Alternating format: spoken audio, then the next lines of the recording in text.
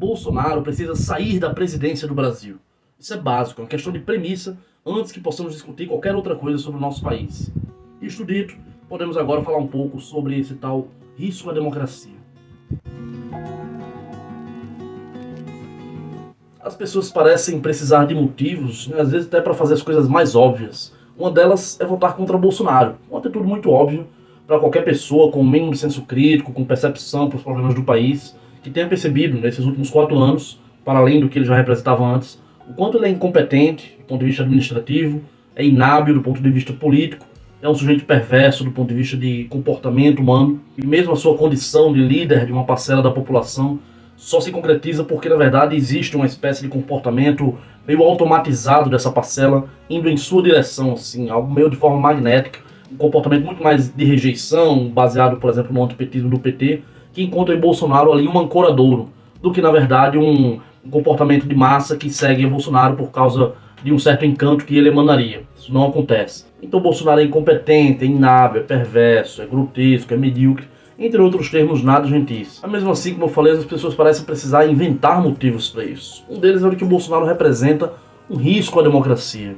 Bom, vamos falar um pouco sobre isso. Olha, Bolsonaro ele foi eleito nessa tal democracia 7 vezes deputado, fazendo absolutamente nada, não apresentando discussões qualificadas em nenhum momento, não fiscalizando adequadamente os poderes executivos, como era sua função enquanto deputado, não participando de comissões por relatorias importantes ou coisas assim.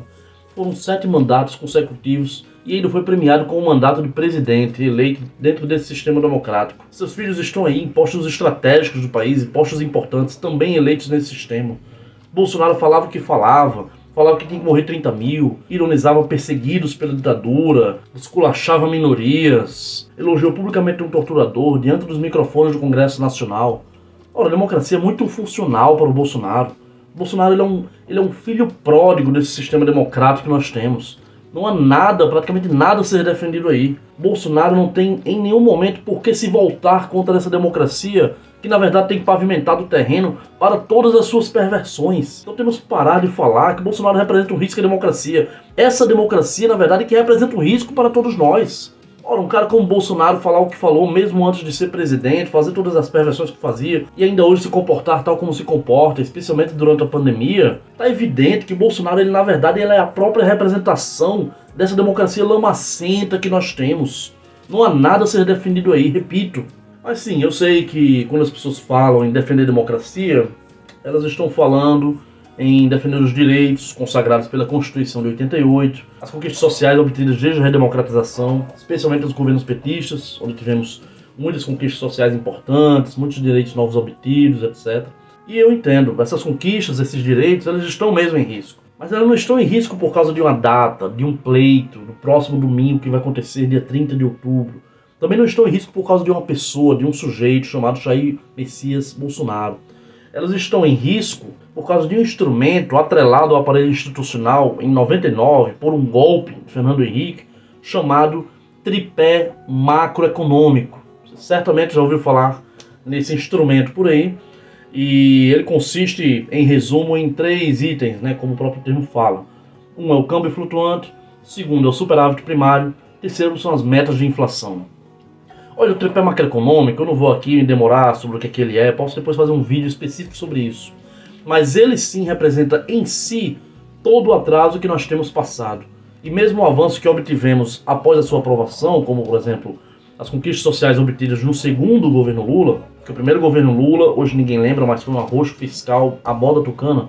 No segundo sim, nós tivemos um governo expansionista, observando rotas de infraestrutura, criando políticas industriais setoriais. Ali sim nós tivemos um momento importante, mas que deveria ser complementado por um passo adiante a ser dado no seguinte governo, no primeiro governo Dilma, que seria exatamente a revogação do tripé macroeconômico. Porque nós temos seguido desde 99, acriticamente e continuamente, Fernando Henrique, Lula, Dilma, Temer e Bolsonaro, temos mantido esse tripé macroeconômico. E esses 3 itens que eu falei, eles têm se tornado até hoje o centro da estratégia econômica brasileira. Então, se há um projeto em curso no país, esse projeto é um projeto neoliberal amparado no tripé macroeconômico. Ele é uma matriz que irradia todos os outros grandes problemas nacionais. Pense nesses grandes problemas. Pense nos problemas de infraestrutura, pense na pauperização da população, pense nas universidades que estão sucateadas, pense nos postos de saúde, pense nas obras paradas, pense num PIB que não cresce há anos. Tudo isso, toda a matriz de tudo isso, está no tripé macroeconômico. Especialmente um desses itens que é as metas de inflação. Ao a gente estabelecer as metas de inflação como o centro das atenções, de todas as atenções do país, como a métrica sobre se o país está bem ou mal a partir da inflação, a gente esquece que a principal métrica, na verdade, que permite garantir conquistas sociais e expandir direitos, é a métrica do crescimento econômico. Porque um país que tem a população que cresce continuamente a cada ano, precisa de um produto maior, de um crescimento maior para sustentar o seu próprio crescimento. É como qualquer um de nós. Se nós tivermos o mesmo salário todos os anos, em algum momento isso vai dar errado. Não adianta a gente passar 10 anos da nossa vida tentando nos sustentar com o mesmo salário. A gente vai sentir que vai estar precisando sempre cortar para conseguirmos sobreviver com aquele salário. Então a gente precisa estar sempre lutando por melhores salários, melhores condições, etc. O governo é a mesma coisa. O governo precisa lutar por mais PIB. Não adianta lutar por uma melhor inflação quando você tem um PIB com crescimento tendente a zero, que já acontece no Brasil há mais de 10 anos.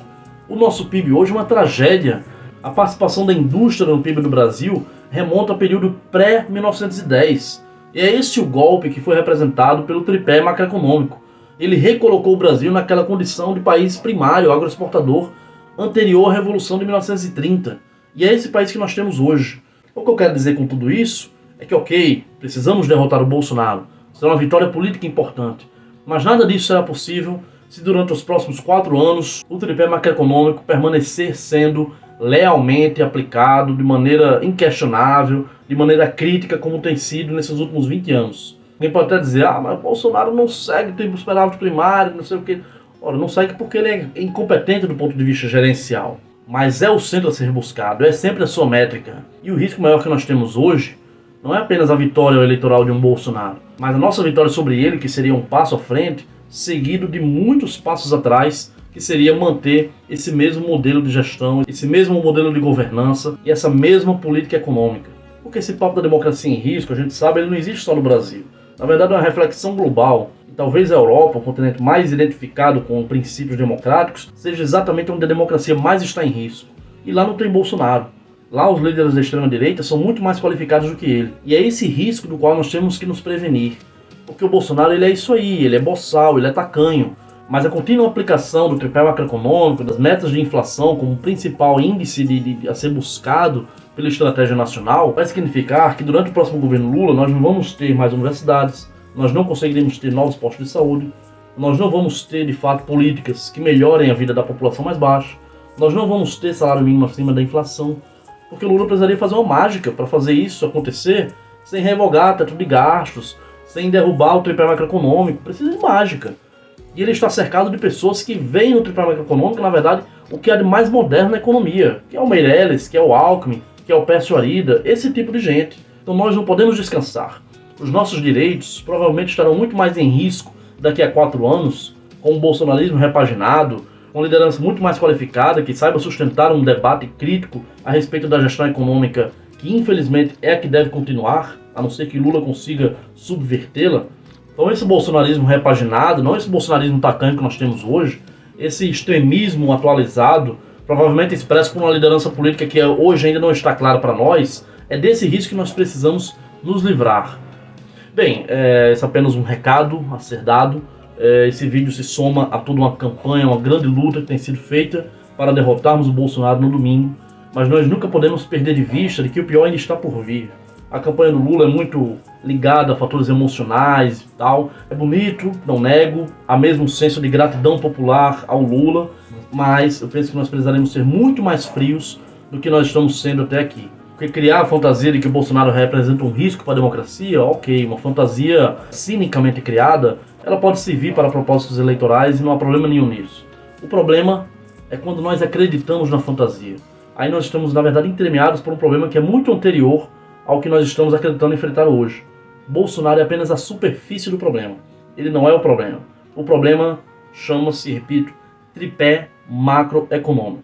Vamos discutir mais sobre isso agora, depois, no ano que vem, nos próximos 4 anos, porque o Brasil precisa dar esse salto adiante. O Brasil precisa romper essa coleira que nos estrangula, pelo menos desde 1999. Bom, é a contribuição que eu poderia dar. Espero que você se discorda, se concorda, coloque aí nos comentários, vamos discutir, dá uma divulgada, compartilhe, divulga, enfim, se inscreve, eu agradeço muito. Meu nome é Leon, eu sou professor, psicanalista, esse é o canal Sonhando Perigosamente. A ideia é isso mesmo, é discutir problemas do país, discutir problemas do mundo, discutir outros elementos relacionados à sociedade, cultura, e assim a gente vai pensando meios de sair desse buraco em que a gente se encontra, né? Só debatendo a gente pode, de fato, encontrar uma rota para o desenvolvimento, que é onde nós, enfim, poderemos ver a luz do sol. Agradeço muito a atenção, até a próxima.